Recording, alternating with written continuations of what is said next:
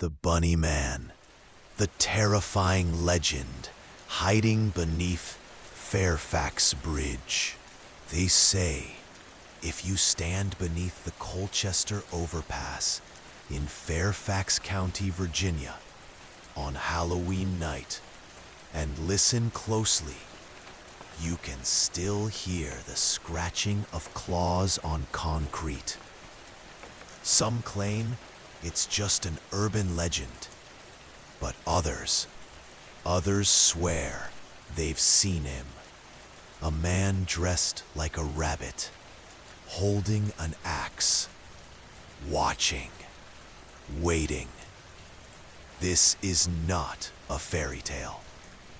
This is the story of the Bunny Man. Part 1. It began with a bridge. Fairfax County, 1970. A quiet wooded suburb not far from Washington, D.C. Families lived peaceful lives. Kids played in tree-lined neighborhoods. No one locked their doors. Until one October night, when a couple parked their car near the old Colchester Bridge.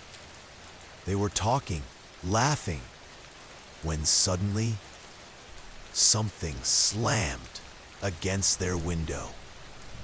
A man, dressed in a filthy white bunny suit, stood outside screaming, "You're on private property. Leave now, or I'll kill you." In his hand, an axe. The couple drove off in terror. They reported it.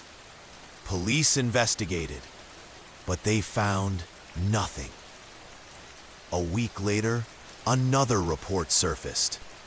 A man saw someone in a rabbit costume, chopping at a new home's front porch with a hatchet, shouting, "All you people trespass around here. If you don't leave, I'll chop off your heads." And so, the whispers began. Part 2. The legend grows.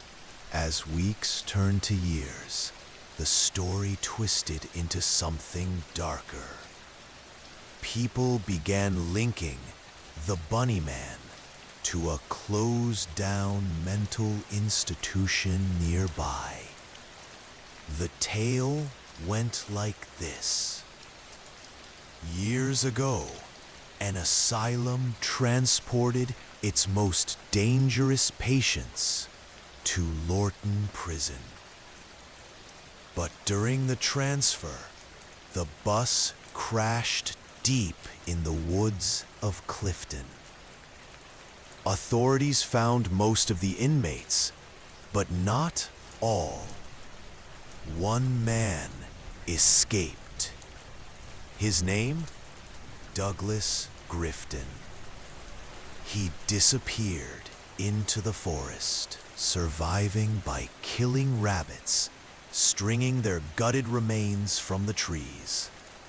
The police searched, but only found half-eaten animals and blood-stained fur. They nicknamed him the Bunny Man.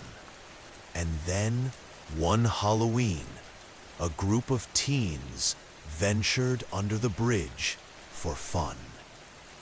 They never came home. All police found were their Part 3. The fear becomes real.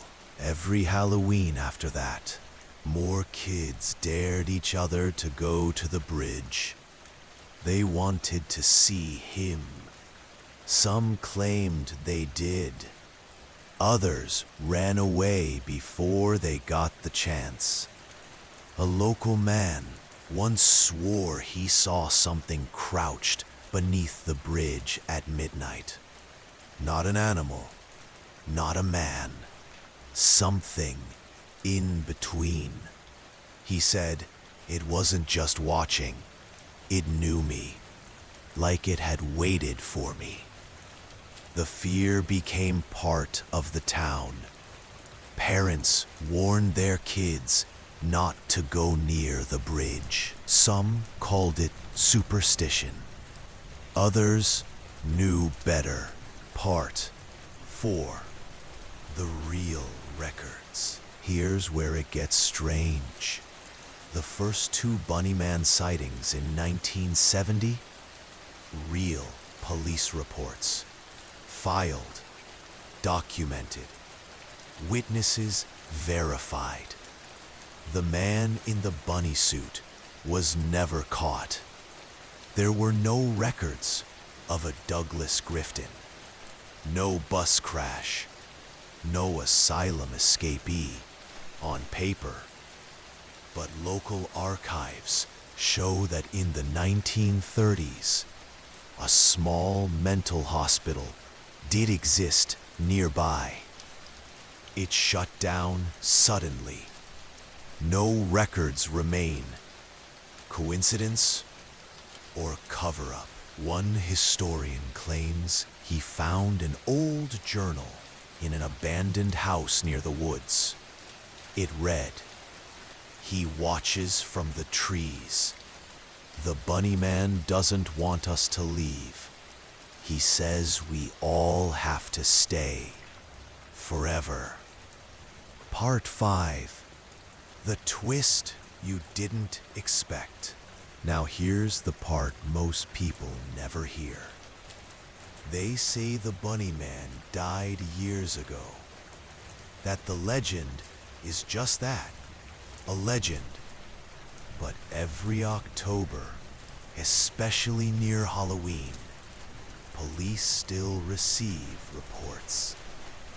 People say they hear rustling near the bridge, see someone or something standing by the tree line. Some even find dead rabbits, skinned and nailed to the trunks of trees. And once, just once, a local teen left a recorder beneath the bridge overnight. When he played it back, there was silence until 3:02 a.m. The unmistakable sound of metal scraping against stone. Then a voice, low, guttural, almost amused. "You're on my land. Leave now, or I'll finish what I started." He never went back. He doesn't talk about it anymore. Ending. The final warning. Some say he was just a man in a costume. Others believe he's something else entirely. But one thing is certain. If you stand beneath the Colchester overpass on Halloween night and you hear the sound of something hopping and scratching and breathing, don't turn around. Don't look. And for God's sake, don't run. Because that's when he chases. The Bunnyman doesn't like it when his guests leave.